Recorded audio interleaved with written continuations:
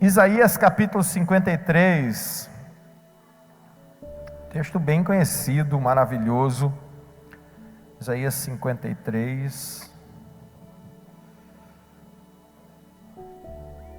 maravilha de Deus.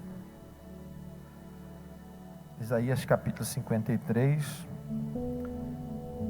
a minha versão aqui hoje está na linguagem de hoje, se não tem a memória. Não, versão internacional, então talvez seja um pouquinho diferente da sua, que na maioria é revista e corrigida, mas é a mesma essência, tá bom, irmãos? Diz assim: quem deu crédito à nossa mensagem e a quem foi revelado o braço do Senhor, ele cresceu diante dele como um broto tenro, como de uma raiz que saída de uma terra seca. Ele não tinha qualquer beleza ou majestade que nos atraísse, e não havia em sua aparência algo para que desejássemos. Foi desprezado, rejeitado pelos homens, um homem de dores, experimentado no sofrimento, como alguém de quem os homens escondem o rosto. Foi desprezado, e nós não o tínhamos em estima. Certamente ele tomou sobre si as nossas enfermidades e levou sobre si as nossas doenças. Contudo, nós o consideramos castigado por Deus, atingido, afligido. Mas ele foi transpassado por causa das nossas transgressões e foi esmagado por causa das nossas iniquidades. E o castigo que nos trouxe paz estava sobre ele, e pelas suas pisaduras fomos sarados. Se você quiser deixar marcado, vamos dar um salto agora, quase para o final da Bíblia, lá em Gálatas capítulo de número 3. Gálatas capítulo de número 3.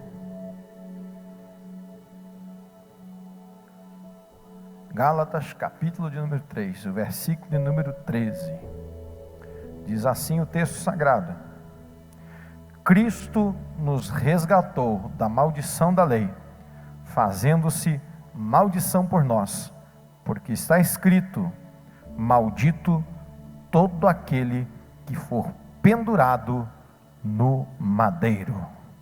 Amém. Feche os olhos, inclina na tua fronte, pense em Deus nesse instante. Oramos ao Senhor eterno Deus, Pai que está nos céus.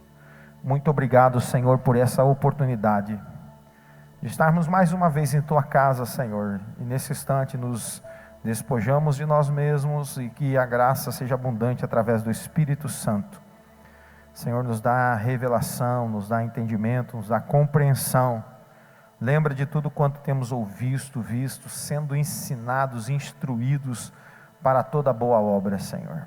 E que nessa noite a palavra que tens colocado em nossos corações, para podermos compartilhar nessa noite, ela possa, como diz o apóstolo Paulo, produzir fé. E fé, Senhor, é a força motriz que muda tudo, Senhor.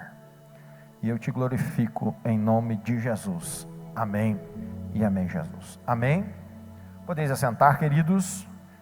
Eu quero compartilhar nessa noite a respeito da obra perfeita de Cristo. Repita comigo: obra. Vamos de novo? Obra perfeita de Cristo. Vamos repetir? Obra perfeita de Cristo. Por que eu quero falar sobre esse tema hoje, irmãos? Porque nós temos sido bombardeados. Eu falava um pouquinho na Santa Ceia, e eu não posso ser leviano, eu preciso ser coerente, firme naquilo na qual Deus tem me proporcionado a ser o vosso influenciador. Um pastor, ele é um influenciador. Um pregador, ele é um influenciador. Ele é um formador de opinião. E nós não podemos ser livianos. E hoje nós estamos na era da tecnologia. Esses dias eu tentava lembrar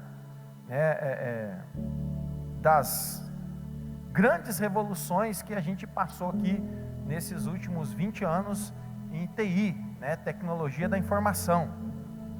Hoje, por exemplo, você carrega um computador na sua mão. Eu sou do tempo, não que eu seja muito antigo, tá, irmãos? Mas quando eu vi um computador pela primeira vez na minha vida, ele não era nem, naquele tempo, meu Jesus, não sei nem como especificar. Você tem uma ideia, o nome do processador dele não é esses de hoje. Ele era chamado de 3080. Talvez você nem sabe o que é isso, né? E o monitor dele era um monitorzão de fósforo verde. Quase dava para esperar aquecer a tela para ele aparecer, mas não é desse tempo, irmão, aquecer mais antigo, né? Mas hoje você carrega um computador na sua mão, você acessa o mundo através da sua mão. Tem coisas boas? Tem, maravilhosas. É uma ferramenta de informação poderosíssima, quando bem utilizada.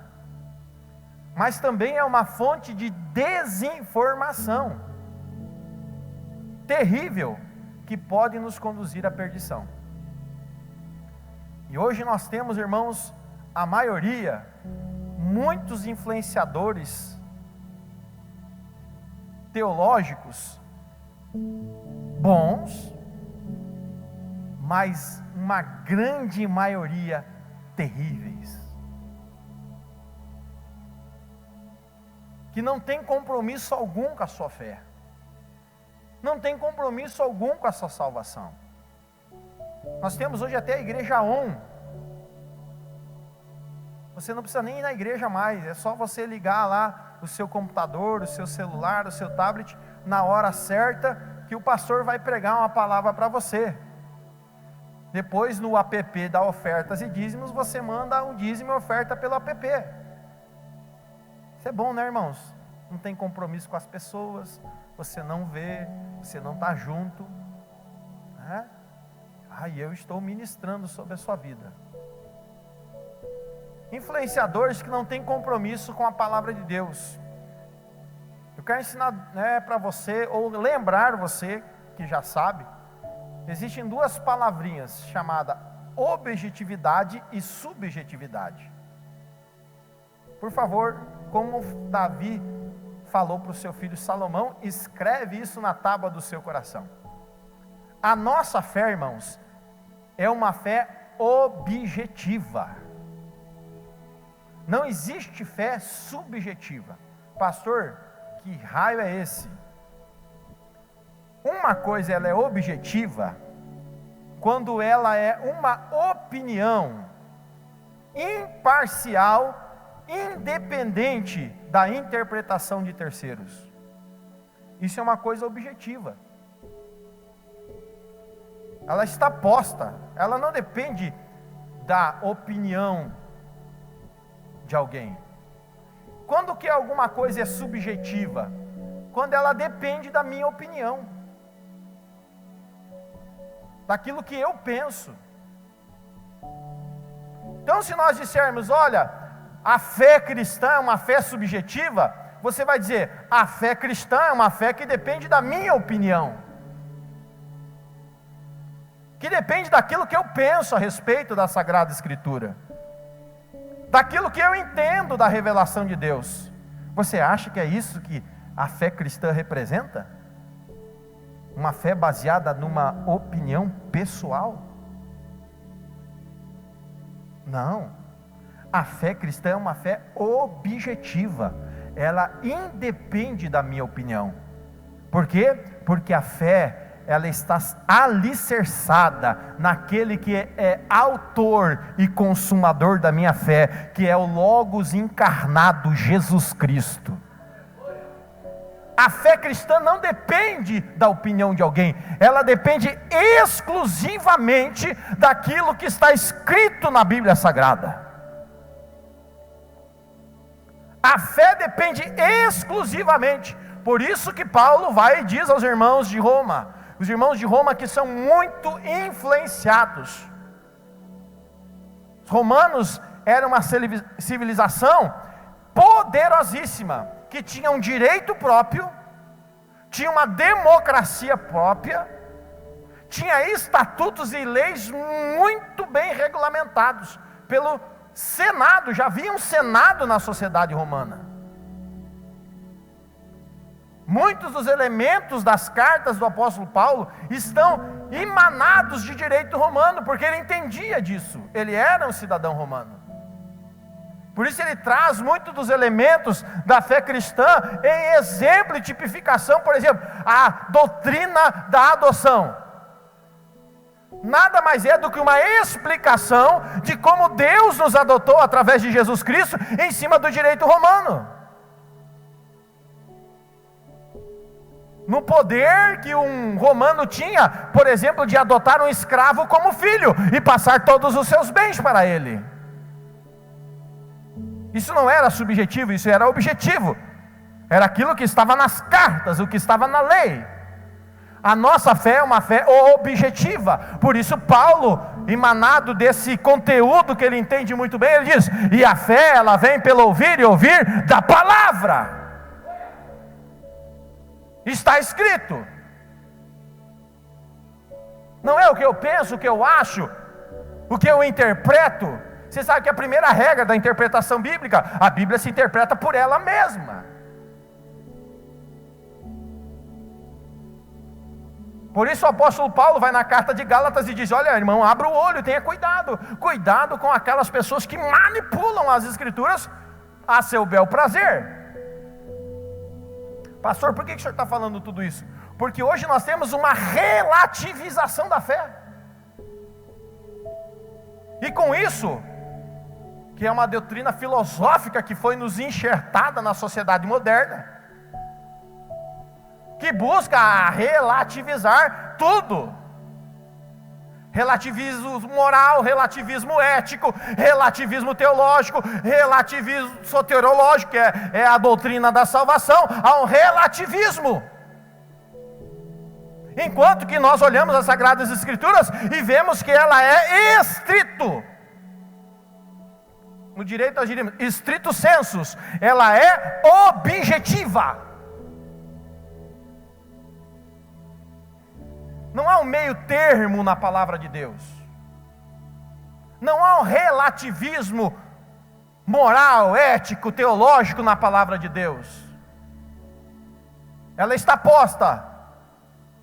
E se você quer ser alvo de tudo que ela contém, por isso que com Deus, irmãos, não existe uma meia opção, uma meia salvação. É tão verdade que você vai ver no Velho Testamento que é uma aliança, é uma carta, é um livro destinado a crentes. O Velho Testamento não é para o descrente. Como assim, pastor? Não estou entendendo. Não, você vai ver que tudo que é escrito ali é escrito para quem já fazia parte da aliança. E você vai ver que quando Deus chega para os filhos de Israel, em Deuteronômio capítulo 28, ele diz: escolhei para vós. Escolher é algo objetivo ou subjetivo?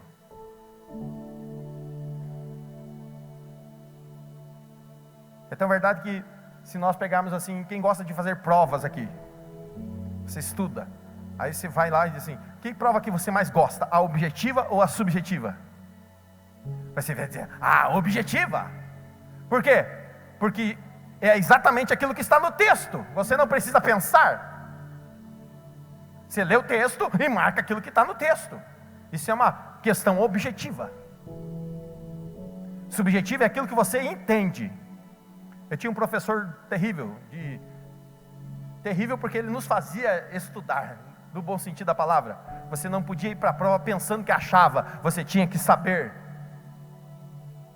E as provas dele, ele era um doutor em ciência política, e ele chegava na aula e dizia: hoje é prova. Hã? Sim, pegue uma folha de papel ao maço, pergunta número 1, fale tudo que você entende sobre. Pergunta número 2, responda tudo que você entende sobre.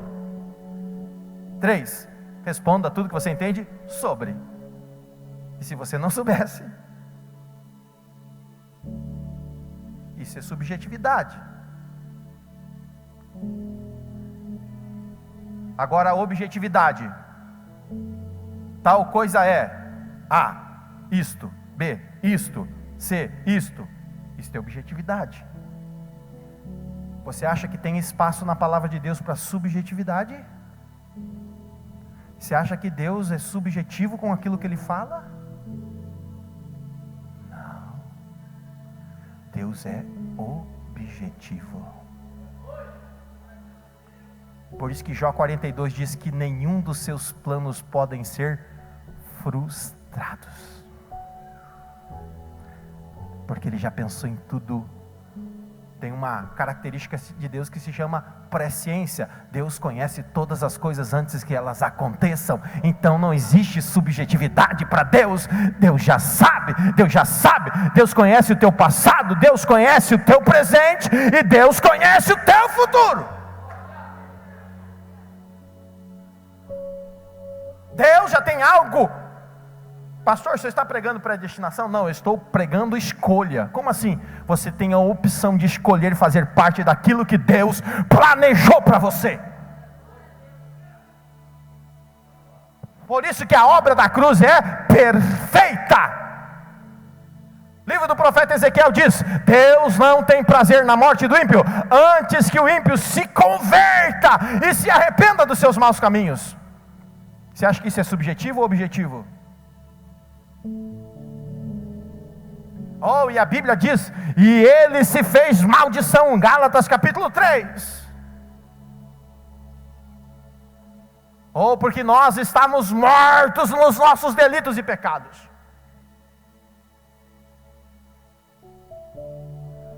Hoje o grande desafio é: tem algum descrente aqui, por favor? Se você tiver coragem de fazer assim, pastor, meio doido mesmo. É? Todos são crentes, todos conhecem a Cristo. Amém, coisa boa. Vamos estudar a Bíblia.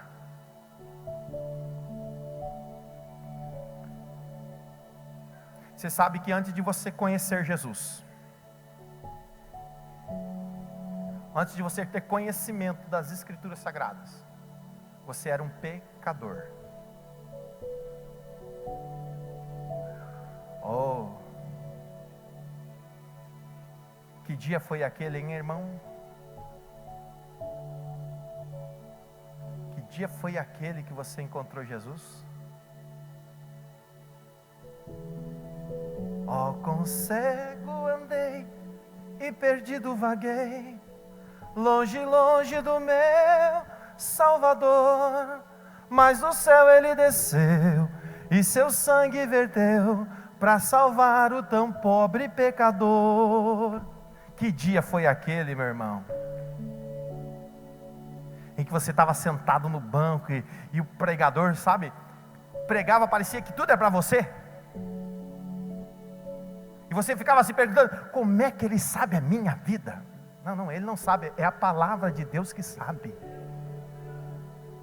Não, e você parecia que só estava você e o pregador naquele culto.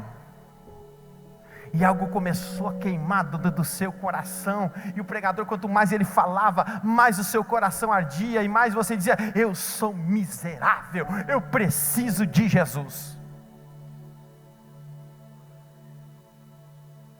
Pastor, eu não me senti assim. Hã? Sério? Irmão, eu espero que quando eu fizer apelo no final do culto, você levante a mão. Porque a palavra de Deus é que convence através do Espírito Santo do pecado, da justiça e do juízo. Se isso não aconteceu na sua vida, meu irmão, ai.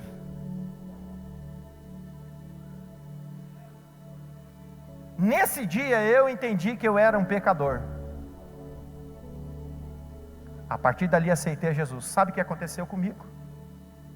Naquele dia, Jesus levou sobre si aquilo que está em Isaías capítulo 53. Ele levou sobre si todas as minhas iniquidades. Por que aqui no Velho Testamento usa a expressão iniquidade e não pecado? Pastor, qual é a diferença de pecado para iniquidade? Explico. O pecado é toda ação contra Deus, de um coração que não conhece Deus. Não, eu vou repetir. Pecado é toda ação contra Deus, de um coração que não conhece Deus. Iniquidade, pastor,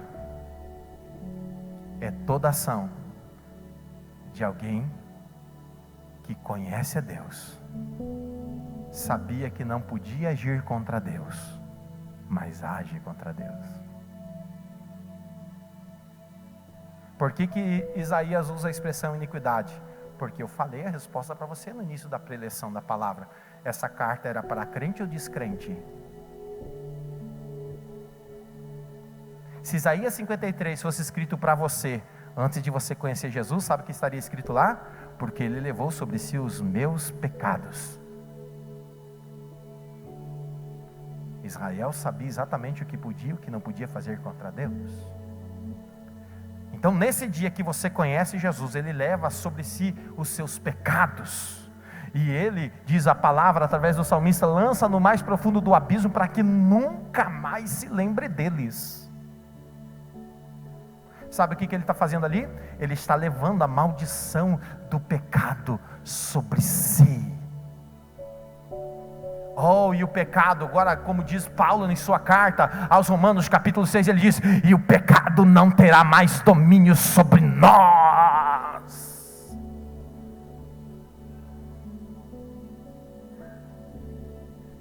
O pecado não tem mais domínio sobre nós. Pastor, por que o senhor está falando isso? Porque às vezes nós ouvimos algumas mensagens das maldições, e eu vejo às vezes muitos crentes vivendo e sofrendo. Aí eles dizem assim, eu estou vivendo dessa maneira porque eu fui amaldiçoado. Então eu carrego sobre mim uma maldição. Como assim, irmão? Você carrega uma maldição? Você já não aceitou Jesus? Não, mas é uma maldição hereditária. Como assim, irmão? Você aceitou Jesus, tem certeza disso? Sim, pastor. Então as tuas maldições hereditárias foram cravadas na cruz. E o pecado não terá mais domínio sobre vós. Como assim? Eu explico. Eu quero que você preste atenção. Hoje eu vou me segurar aqui, irmão, para não entrar num reteté. Tá bom? Eu quero que você entenda. A Bíblia nos diz que quando nós aceitamos a Cristo, Ele levou toda a maldição, toda a cártula. O que é cártula? Cártula hoje nem é usada mais. A cártula era algo que era usado antigamente. Talvez você já ouviu falar da nota promissória, por exemplo. A nota promissória é uma cártula, é uma confissão de dívida. E quando o homem peca, ele assina uma cártula para o diabo, dizendo, eu sou pecador. Mas quando Jesus morreu na cruz, e você o aceitou como Salvador, a Bíblia diz, através do apóstolo Paulo, que ele rasgou a cédula que era contra nós, a cártula. Se ele anulou a dívida, todo o poder da dívida está anulada. Como é que eu vou estar sendo cobrada de uma dívida que já foi anulado?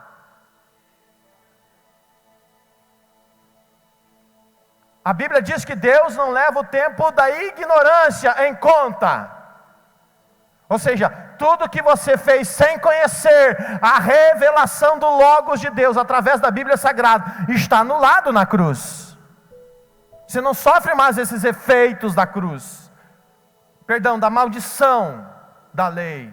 Porque a cártula foi rasgada, não tem mais poder de cobrar dívida. Mas tem um detalhe. Tudo aquilo que eu era pecador antes de conhecer a cruz está anulado em Jesus. E eu fiquei 0-0. Mas isso, irmãos, não me dá uma licença para pecar. Você não é 007 que tem licença para matar. Tem muita gente que acha que porque Jesus perdoou, Jesus levou na cruz, então agora eu tenho uma licença para pecar. Não, Paulo vai lá e explica, Romanos capítulo 6, que diremos, pois, permaneceremos no pecado para que a graça seja mais abundante ainda? Não!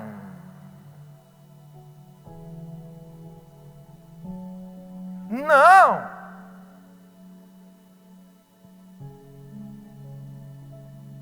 Por isso que Paulo entende muito de deveres e direitos. Então ele vai lá em Gálatas capítulo 6 e ele vai e escreve dizendo assim, ó, olha, de Deus ninguém zomba, isso é graça ou é lei?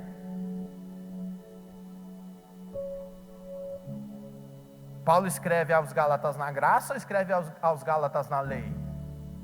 Não, ele escreve na graça e ele diz lá, olha, de Deus ninguém zomba. Outra tradução diz, de Deus ninguém escarnece. E no século 21, de Deus ninguém tira tempo. Tudo que você fizer, tudo que você semear, tudo que você plantar, certamente você vai colher. Paulo está escrevendo para crente ou descrentes, irmãos?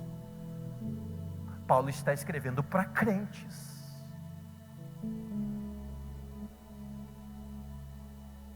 Como eu estou falando aqui, graças a Deus, só com crente, escreva uma coisa muito séria na tábua do seu coração. Irmão, não adianta jogar as coisas para debaixo do tapete.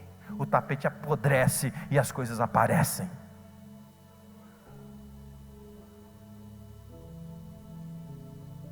Tem alguém comigo aqui nessa noite? Amém? Dá uma mexidinha no irmão que está ao teu lado. Não congela aí não, irmão. Acorde e dá um glória a Deus. E ele diz, quem semeia na carne, da carne colherá corrupção, mas quem semeia no Espírito, do Espírito colherá vida eterna. Quem é que escolhe a semente? Você. Então até a cruz está anulado todos os efeitos das maldições, das palavras lançadas, ou a maldição do pecado, a colheita do pecado, mas a partir da cruz, pastor, Deus perdoa, o processo é o mesmo, auto-reconhecimento, auto-responsabilidade, arrependimento, confissão, perdão de pecado, restauração, paz. Mas a plantação gera fruto. Há um tempo que você vai ter que aguentar no osso do peito e dizer, eu estou colhendo aquilo que eu plantei. Quem está entendendo, diga amém. Pastor, mas eu não posso passar por momentos de aflições? Claro, irmão. Evangelho de Jesus Cristo não é o evangelho da... Não, vou usar aqui até uma palavra aí, né? É o evangelho, irmãos, que nos diz, tem de bom ânimo. No mundo você não vai sofrer nada. É isso que diz o Evangelho de João? Não. O Evangelho de João diz assim, tem de bom ânimo. No mundo tereis aflições. Mas eu venci o mundo.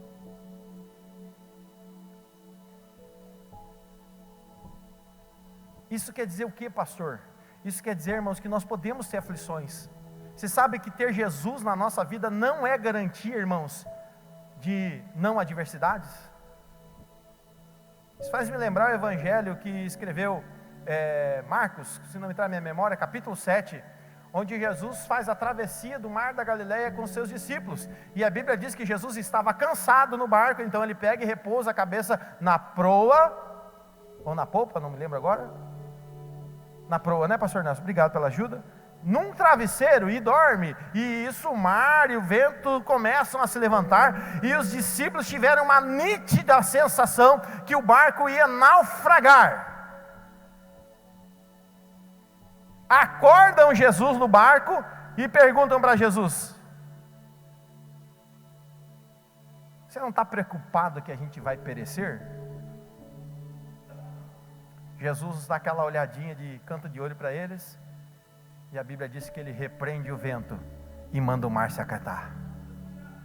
Eles ficaram tão atônitos que eles dizem, quem é este que até o vento e o mar lhe obedecem? Mas olha a lição, ter Jesus no barco não é a garantia que nós vamos passar por momentos só de tranquilidade. Você pode até ter Jesus na sua vida, mas vamos ter momentos de aflições.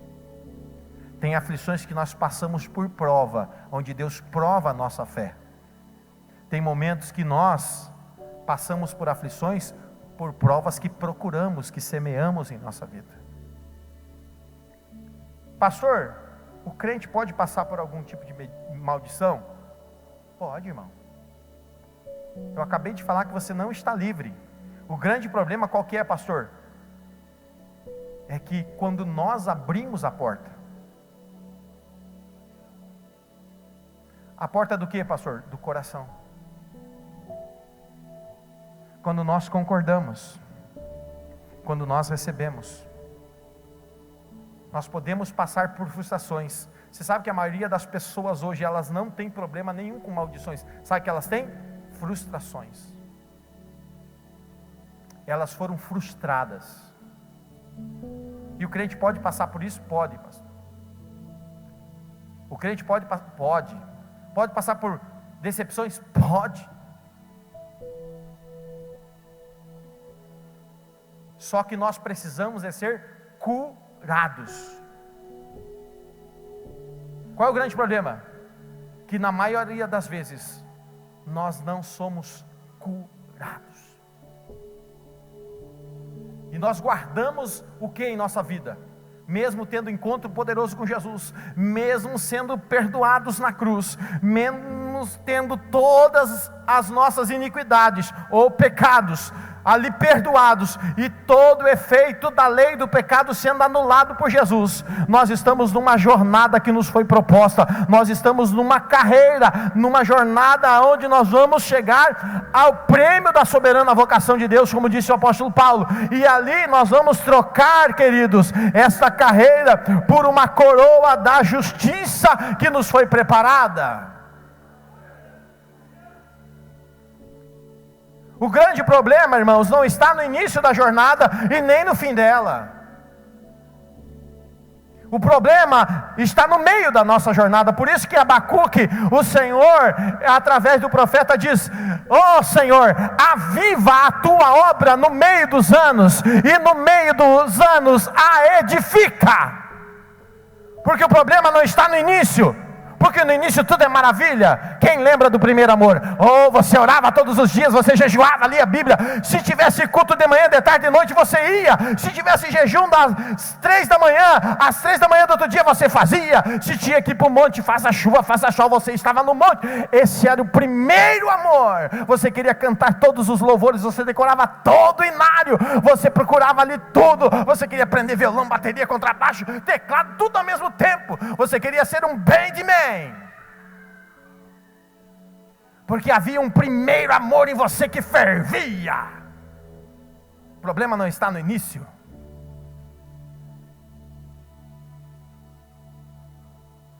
No fim, também não, porque você já chegou. No fim, você descansa das suas obras. No fim, você recebe o seu galardão. No fim, você entra na terra da promessa. No fim, você recebe a herança que foi reservada a todos quantos creram na sua salvação. O problema é no meio.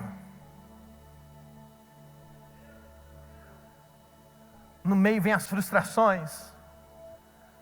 No meio vem os ressentimentos. No meio vem o desânimo. No meio vem a vontade de não fazer nada. No meio vem aquelas palavras que a gente ouve e você diz: por isso que eu não faço mais nada. No meio vem a falta de reconhecimento. No meio vem a falta de amor, de parceria, fraternidade. No meio vem a falta da visita do pastor que nem me liga, não me dá parabéns no meu aniversário.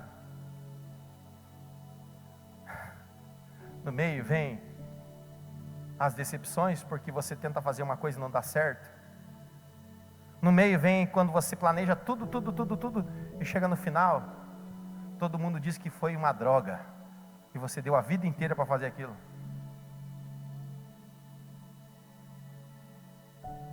É no meio. Sabe o que acontece?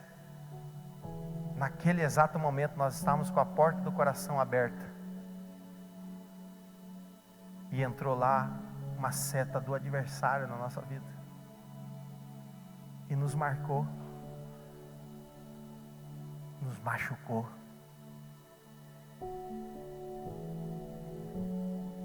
Só que a gente se esquece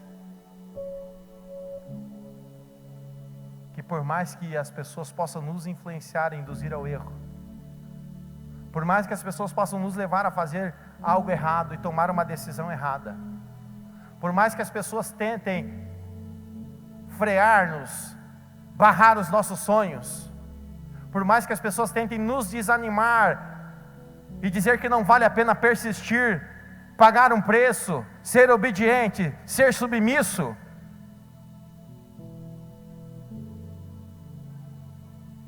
ainda no final das contas a decisão é minha.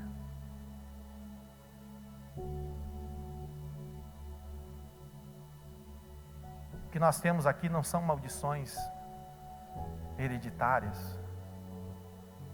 Meu avô, tataravô, bisavô, trisavô. É muito fácil.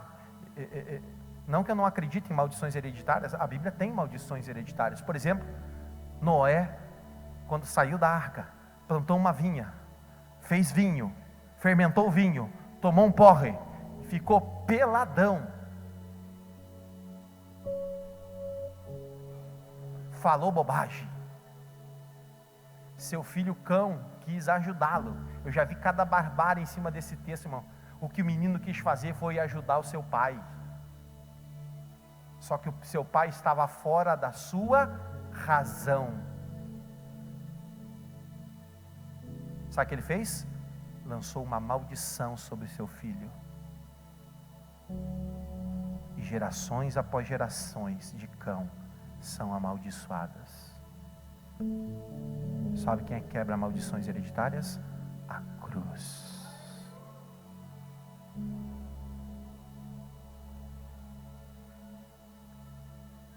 Quer ver outro exemplo de maldição hereditária? Aquele que a gente gosta da historinha, né? Porque a gente só vê o lado bom da história. Jacó e Esaú. Jacó fez todo aquele enredo, pegou lá a sua mãe Rebeca, e Rebeca atiçou Jacó até o último. Todo mundo bota a culpa no Jacó. Negativo, leia a Bíblia direito, você vai ver que Rebeca articulou tudo. Foi lá, fingiu ser Esaú, recebeu a bênção, saiu fugido, mas estava com a bênção. Chegou Esaú e disse: sobrou alguma coisa? Não. O que seu pai fez?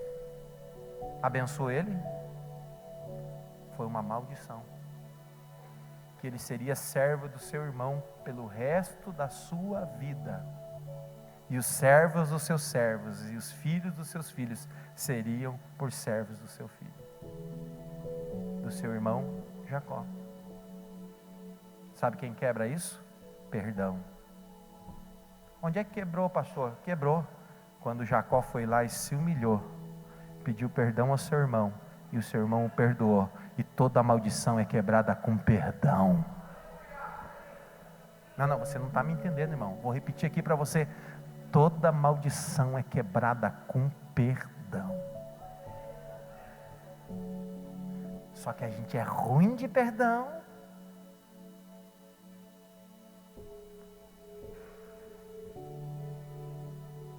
Porque isso só acontece quando a gente consegue abrir a porta do coração. E a porta do coração, irmãos, só tem fechadura por dentro. Ninguém consegue abrir a porta do seu coração. Por isso que, por mais que eu seja induzido, por mais que eu seja levado, por mais que Rebeca induziu Jacó a decisão de retirar, roubar, furtar, surrupiar a bênção do seu irmão, foi de Jacó, não foi de Rebeca. Quem está entendendo? Aí nós nos frustramos, nos entristecemos, nos ressentimos, geramos em nossos corações raiz de amargura e vivemos sofrendo dentro da igreja. Sabe por quê? Porque toda vez que a sua vida dá um loop e a história sempre se repete, você passa por aquela situação, olha para dentro do seu coração e você diz: miséria, eu estou nessa situação por causa do A, eu estou nessa situação por causa do B, Eu estou nessa situação por causa do C. Eu vivo a minha miséria por causa disso, daquele outro. E eu nunca digo eu. O que a gente precisa é colocar isso para fora.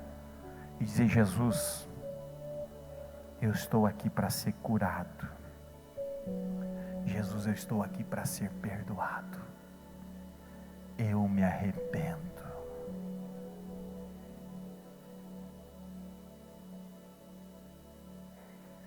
E eu libero o perdão na minha vida também. Sabe por quê? Porque a obra de Jesus é perfeita.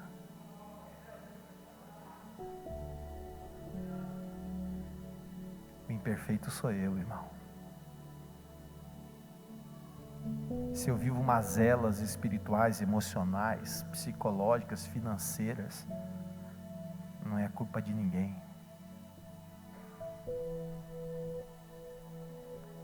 Agora, o dia que você tomar uma decisão,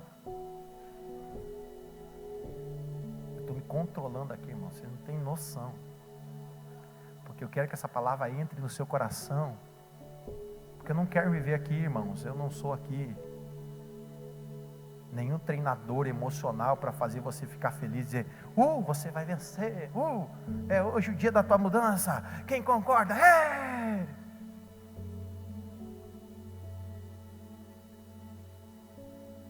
Não, a mudança só vem a partir de reconhecimento, a mudança só vem a partir de contrição, que é um sentimento de tristeza por haver falhado. A mudança só vem com confissão. A Bíblia diz que se nós confessarmos os nossos pecados, as nossas iniquidades, porque eu estou falando com crente, Ele é fiel e justo para perdoar as minhas iniquidades. Então vai vir um espírito de paz que só a presença dEle é capaz de produzir. Enquanto tiver pecado, não tem paz. Enquanto tiver iniquidade, pastor Nelson, não tem paz. A paz só está quando a presença dEle é real. Não caia nesse conto. Falava na Santa Ceia, estou encerrando, dessa graça de hoje em dia que é pregada, que ela é uma desgraça. Uma graça fajuta, barata, leviana, em que diz que você pode continuar pecando, que Deus dará um jeito de você ser salvo. Nem Calvino, no qual se baseiam essas coisas, é porque eles não leem direito, porque se lessem Calvino direito, nem Calvino fala uma coisa dessa.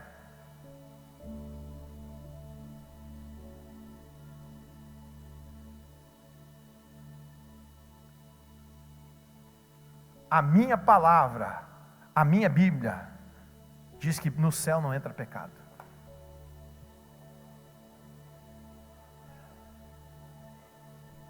Enquanto não há perdão de pecados, não há mudança de vida.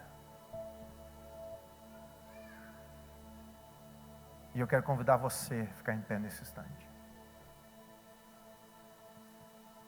E eu estou encerrando esse culto, deixando essa palavra de reflexão a você. Você pode me ajudar aqui, Jorge, os meninos da música? Porque eu não posso encerrar o culto sem orar com você. Quero que você feche os seus olhos. E eu quero falar uma última palavra aqui nessa noite, dentro dessa meditação. Escreva o que eu vou dizer para você aqui hoje. Deus, você é crente, só tem crente aqui hoje. Escreva o que eu vou dizer para você. Deus não vai correr atrás de você.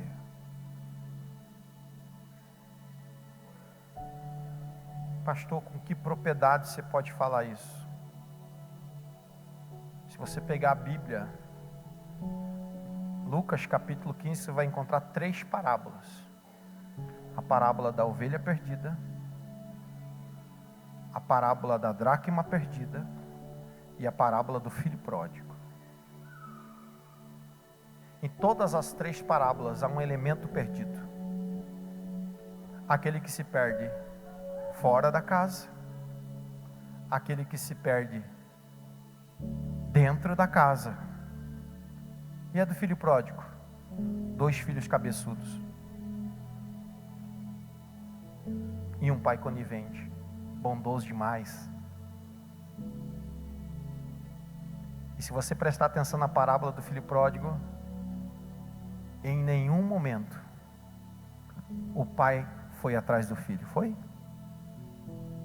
Quem já leu essa parábola? Em nenhum momento o pai foi atrás do filho. Como é que o filho voltou para casa? Quando ele estava lá nas suas misérias. E a Bíblia disse, caindo em si. Sabe o que se chama isso? Autorresponsabilidade. E caindo em si. Na casa do meu pai só tinha coisa boa e eu estou aqui perecendo. Eu gosto muito da tradução que usa a expressão jornaleiro. Já falei isso numa das minhas mensagens, porque o jornaleiro é pior do que o trabalhador. O trabalhador tem carteira assinada, 13º, fundo de garantia, férias garantidas. O jornaleiro não, é o biscateiro, coitado dele, irmãos. Só vai para o trabalho quando tem serviço. Isso é o jornaleiro. Por isso que eu gosto dessa expressão. Por quê? Porque ele diz que até o cara que só tem serviço de vez em quando na casa do meu pai está melhor que eu. O cara que só trabalha de vez em quando para o meu pai está melhor do que eu. E eu aqui estou miseravelmente sofrendo. Sabe o que eu vou fazer? Olha, autorresponsabilidade, reconhecimento de falha, abriu o coração, abriu a porta por dentro. Eu preciso de cura, de restauração. Sabe o que eu vou fazer? Eu vou para a casa do meu pai, eu vou dizer, pai, eu pequei contra o céu perante ti, já não sou digno de ser chamado teu filho, faz-me como um dos teus biscateiros, aquele que trabalha de jornada para ti. É melhor ser jornaleiro para ti, do que estar longe da vontade, da casa, da presença, da mesa do pai.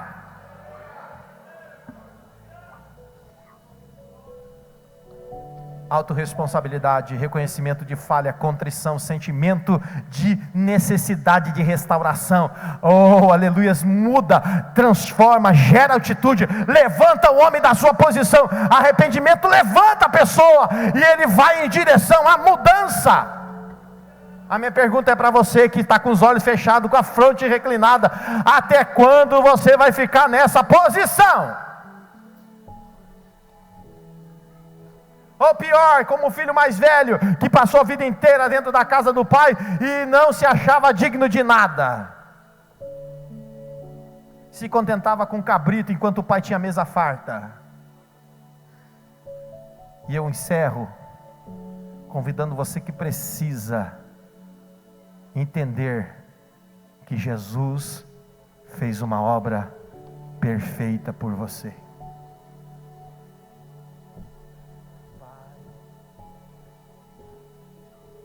Feche os olhos. Eu estou esperando você aqui na frente para orar por você. Aleluia. Tu és santo, Senhor. Pai, estou aqui. Olha para desesperado por mais de ti.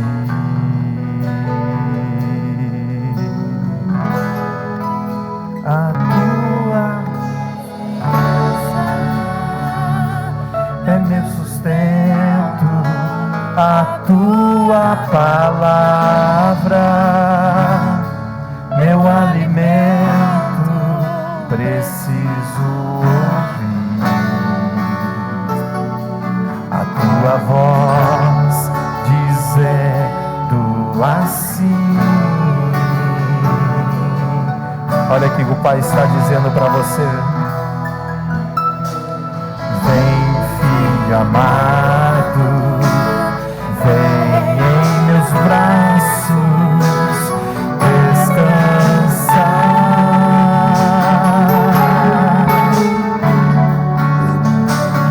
e bem seguro ao meu altar, e ali falarei contigo, com meu amor te envolverei.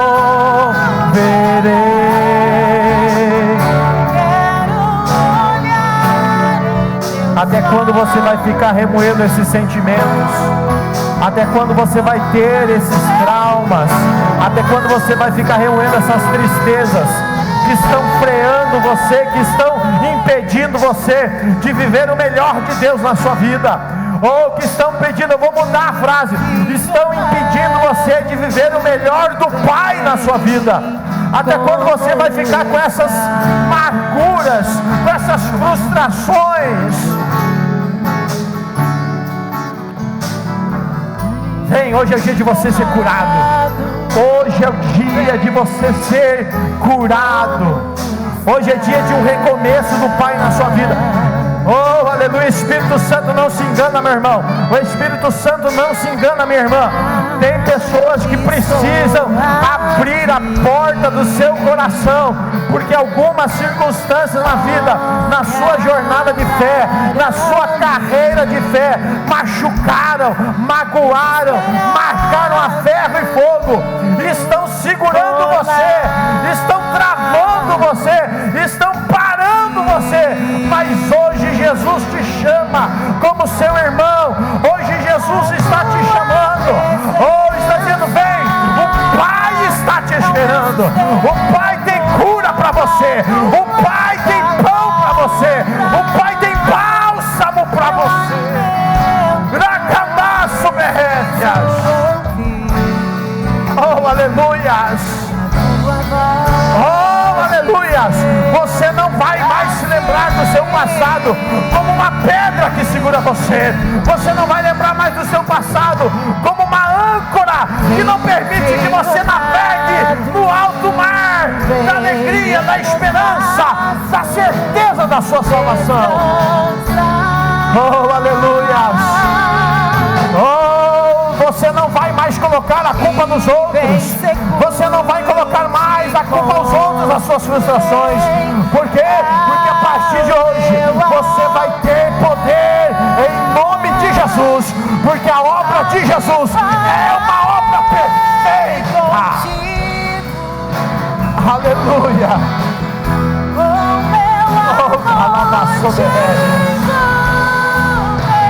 Oh, santo és tu, Senhor.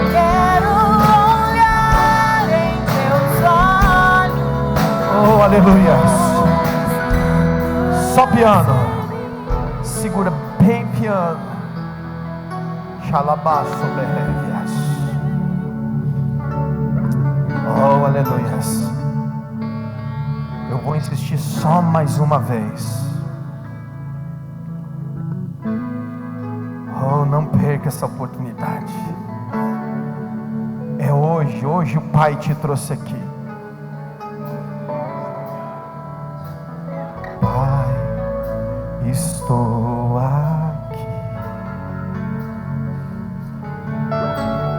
Olha para mim, desesperado por mais de ti.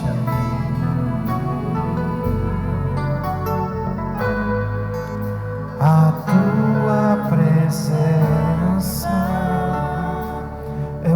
sustento, a tua palavra, meu alimento, preciso ouvir a tua voz dizendo assim: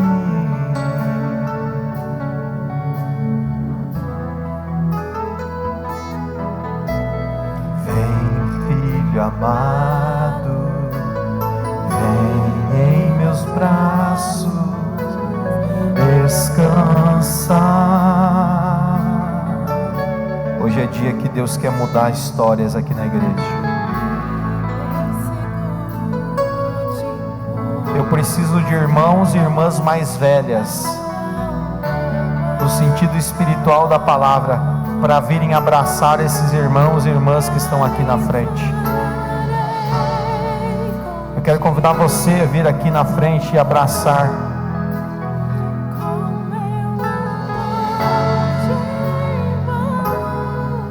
Quando eu olho, por exemplo, uma irmã na idade da irmã Nelly aqui, irmã Nelly, meu coração se alegra no Senhor. Eu quero dizer para a irmã Nelly que o Senhor está entrando com uma bênção tão grande na sua vida. O Senhor manda te dizer: descansa nele, viu, irmã Nelly? Oh, glória a Deus.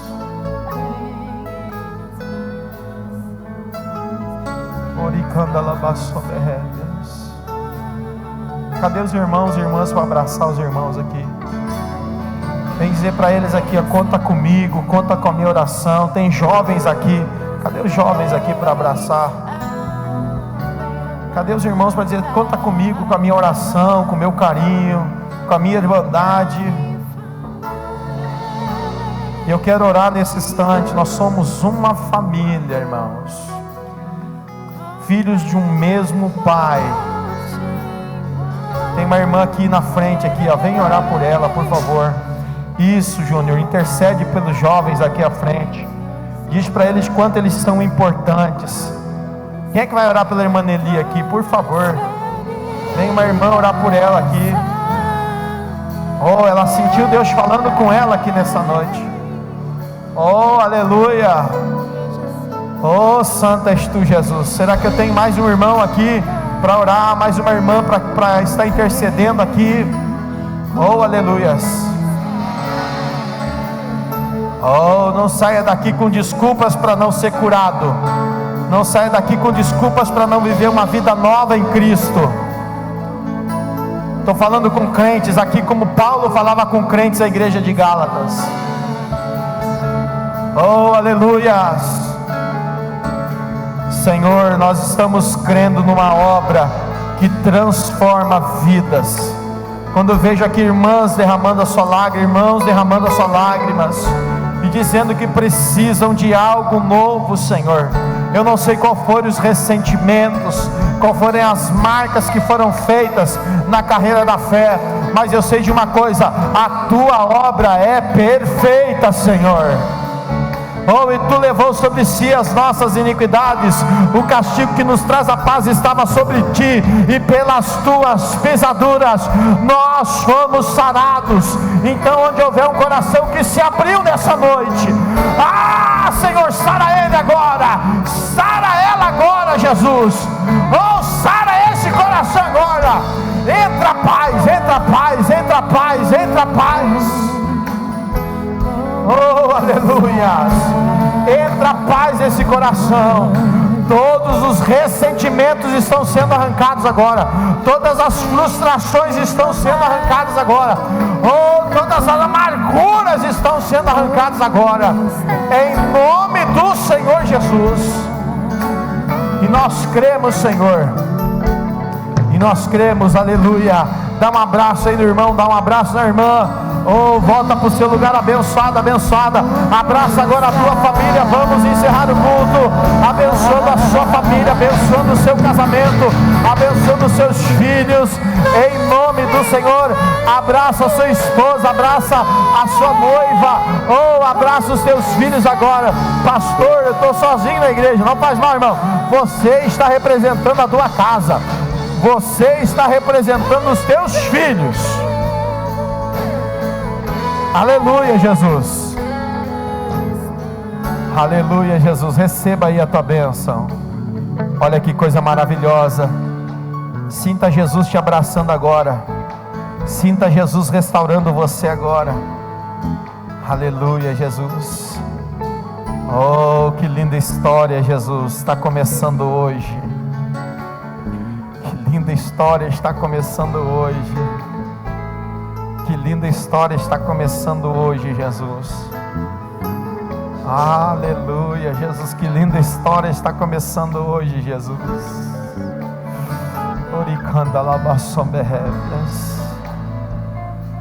Oh, Jesus. Oh, aleluia, Jesus. Aleluia, Jesus. Oh, que linda história está começando hoje. Aleluia, Jesus. Quero falar para esse moço de moletom cinza. Eu não conheço você, filho, mas quando você estava dando um abraço no Christian aqui, aleluia, Jesus. Você sabe que o Christian, olha para mim aqui, filho. O Christian, ele tem uma guitarra. E ele toca a guitarra lá na Regional Getúlio Vargas. E aqui na igreja sede ele é diácono. Que bênção. Quando eu vi você abraçando o Christian, Deus disse assim: ele é apaixonado por violão. E Deus está me dizendo que você tem algumas personalidades da música que você gosta.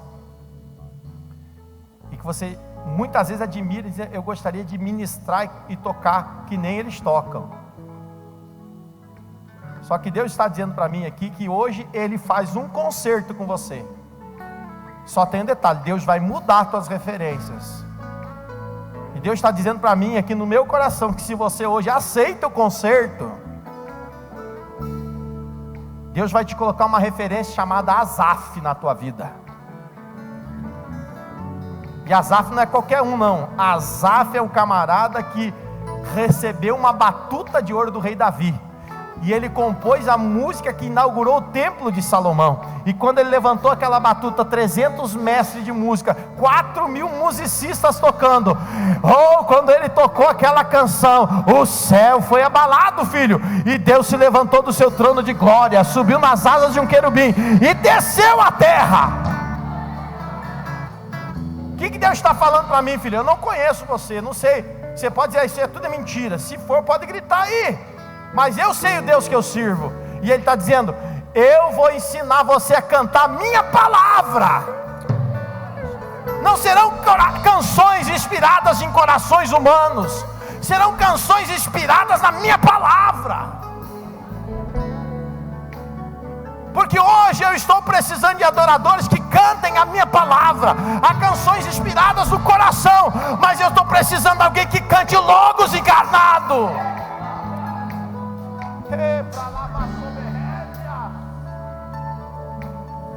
Oh, aleluia. Recebe essa palavra no nome de Jesus, filho. E se você aceitar o conserto de Deus e abrir a porta do teu coração, que só se abre por dentro, hoje eu entro, curo tudo que machucou o seu coração e levanto você como alguém que nunca ninguém viu. Eu vou tirar você de trás das ovelhas, viu? Abraça aí a pessoa do seu lado. Depois dessa, irmão, você tem que dar glória a Deus.